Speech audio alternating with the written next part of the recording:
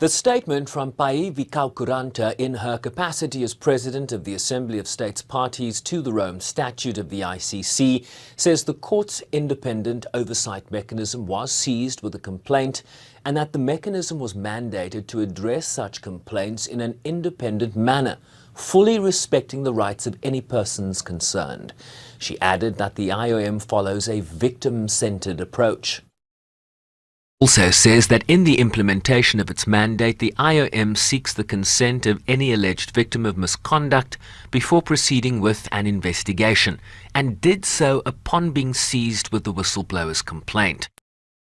IOM's latest annual report, an allegation was received in May from a third party, and when the mechanism sought the views of the alleged victim, they declined to pursue a formal complaint,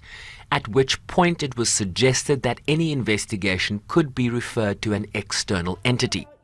The annual report further states that the alleged affected individual refused to explicitly confirm or deny to IOM the factual basis of what was reported by a third party. The mechanism was thus not in a position to proceed with an investigation at this stage. Posted on X, Khan said it was with deep sadness that reports of misconduct against him were being aired publicly and that there was no truth to suggestions of misconduct. He said the independent oversight mechanism was the body that oversees any matter that may justify investigations and, if ever asked to do so, would be willing to provide any information needed by IOM. He went further,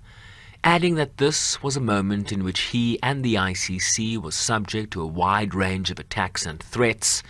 and that it had never been more important that the ICC, including himself as prosecutor, was able to focus on its job and deliver justice for the victims of international crimes.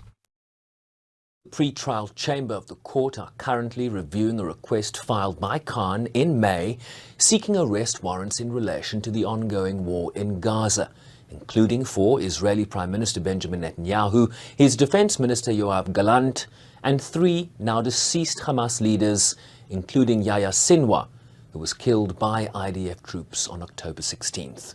Sherwin Riceby's SABC News, New York.